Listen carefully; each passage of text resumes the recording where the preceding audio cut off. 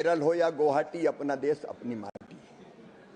केरल की महान जनता को भी मैं प्रणाम करता हूं और ये निवेदन करना चाहता हूं कि केरल में भी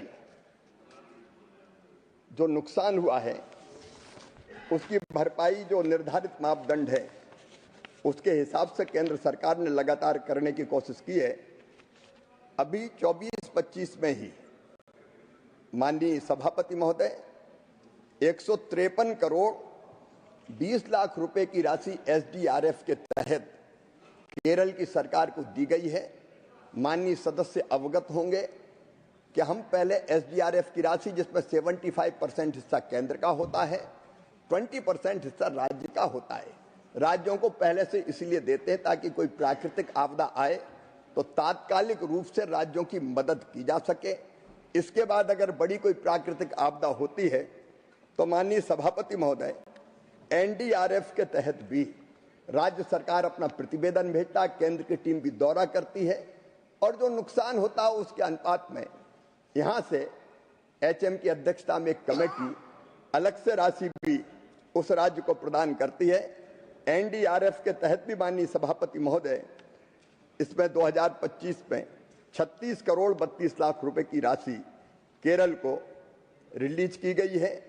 माननीय सभापति महोदय, इसके अतिरिक्त प्रधानमंत्री फसल बीमा योजना के अंतर्गत भी माननीय सभापति महोदय फसल बीमा योजना का लाभ केरल के किसानों को दिया गया है।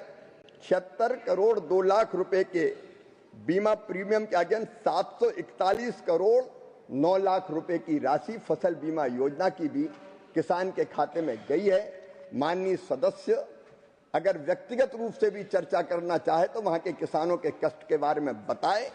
निर्धारित मापदंडों के आधार पर जो संभव सहायता होगी किसानों की जाएगी। किसी भी प्रांत के किसान हो, आखिर हमारे भगवान हैं।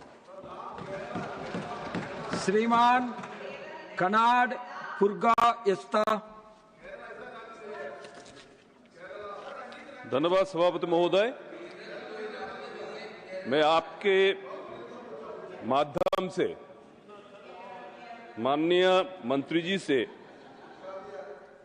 मंत्री जी को मैं पहले धन्यवाद देना चाहता हूं कि भारत सरकार ने एमएसपी लागू करने के बाद किसानों को इसका बहुत फायदा हुआ है और किसानों की आय में भी वृद्धि हुई है। मैं आपके माध्यम से माननीय मंत्री जी से ये जानना चाहता हूं कि हमारे राज्य असम में कितने किसानों ने इसका लाभ उठाया है। धन्यवाद। Honourable minister. माननीय सभापति महोदय, प्रधानमंत्री किसान सम्मान निधि का लाभ सभी पात्र आसाम में भी उठा रहे हैं, चाहे वो एसडीआरएफ के अंतर्गत राज्य के बाढ़ पीड़ित या प्राकृतिक आपदा से पीड़ित किसान हो, उनको पर्याप्त राहत दी जा रही है।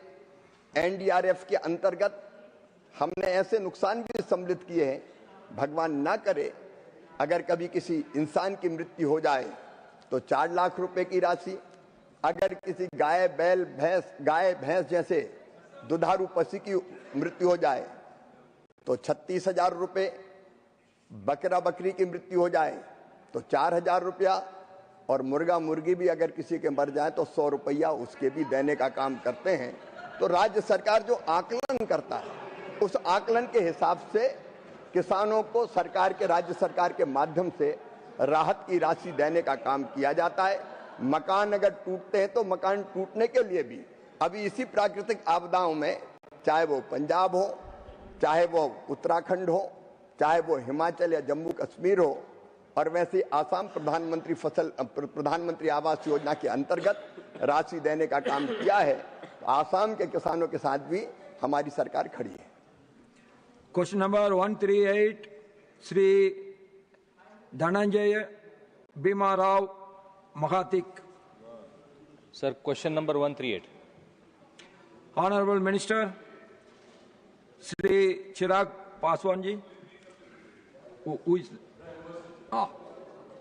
Honourable minister.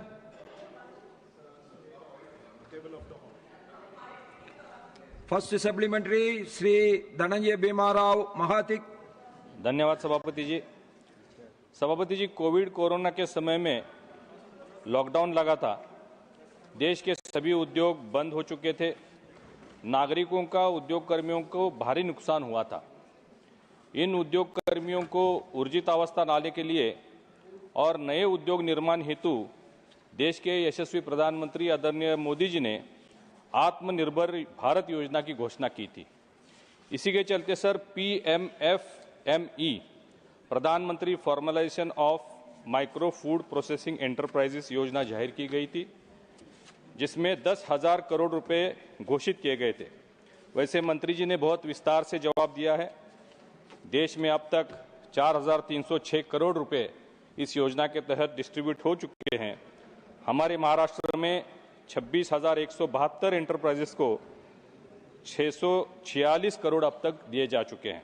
सर, इसमें food processing, fruit processing, snacks, अचार, पापड़, शहद, डेयरी, बेकरी इत्यादि। Honourable please be specific about your question. Sir, question ही है सर, ये सारे उद्योग निर्माण करने के लिए 35% रकम दी जाती है। सर, मेरा माननीय मंत्री जी से आपके माध्यम से सवाल है कि PMFME योजना के लाभार्थियों को ई-कॉमर्स प्लेटफॉर्म और राष्ट्रीय मार्केटिंग चैनलों से जोड़ने के लिए कोई कदम उठाए जा रहे हैं ताकि इन्हें बेहतर बाजार उपलब्ध हो और उनकी आय बढ़ोतरी हो। धन्यवाद सर। Honourable minister.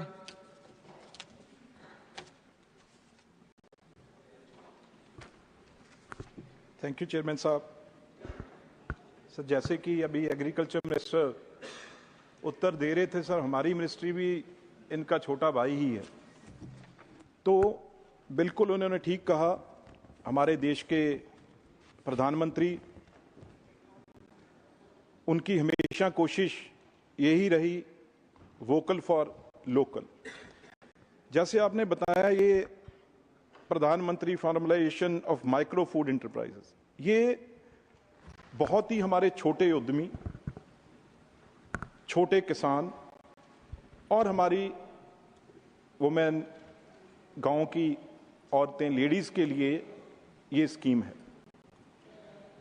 भाई वो अपना प्रोडक्ट, क्योंकि बड़ी बड़ी कंपनियों के लिए ब्रांडिंग करना बड़ा आसान रहता है, उनके पास पैसे रहते हैं, फंडिंग रहती है, लेकिन जो गांव की हमारे स्त्री है, हमारे छोटे किसान हैं, गरीब मजदूर हैं, ये खास तौर पे उनके लिए ये इस स्कीम के बारे में हर स्टेट से चेयरमैन साहब बहुत ही अच्छा रिस्पांस मिला है। और ये स्कीम 2026 तक है, पर इसे सर और आगे बढ़ाने के लिए सब स्टेट्स ने और नीति आयोग ने मिनिस्ट्री को बोला है और इस पे बहुत अच्छी तरह जो काम हो रहा है। तो मैं थोड़ा ये बताना चाहता हूं, हमारी मिनिस्ट्री, क्योंकि मौका मिलता है कभी कभी, बहुत अच्छा काम, बड़ी स्कीमें हमारी इसमें 3 हैं। चाहे प्रधानमंत्री फॉर्मलाइजेशन माइक्रो फूड प्रोसेसिंग की आपने बात की, ये 2020 में शुरू हुई, उसके बाद कोविड आया जैसे आपने कहा। अब ये 26 तक है। इसका बजट है जो 10,000 करोड़ इसका बजट है। दूसरी हमारी है scheme production link incentive scheme है, उसमें वो 2021 में शुरू हुई और 2026 तक है। उसमें भी हमारा बजट है जो 10,900 करोड़ रुपया रखा है। और तीसरी प्रधानमंत्री किसान संपदा योजना है जो 2017 में और शुरू हुई 2025-26, उसमें भी हमारा जो बजट है 6,520 करोड़ है। तो जो आपने बात की, ये इसके 4 कंपोनेंट हमारे ज्यादा हैं, जिसमें क्योंकि जैसे मैंने आपको कहा, इसमें जो आपने ई कॉमर्स की बात की, अब ये छोटे गांव के छोटे ब्रांड, आपने उसमें ये कहा था भी बड़े चैनलों पे इनके बारे में बताना चाहिए, वो प्राइवेट है, पर लेकिन हमने कोशिश की, जो सरकार की तरफ से हमारे पासवान मंत्री जी बैठे हैं जिन्होंने बहुत कोशिश करके भी इसकी मार्केटिंग और ब्रांडिंग कैसे हो ये छोटे प्रोडक्ट की, क्योंकि गांव में छोटा कोई अचार बना रहा है, कोई बेकरी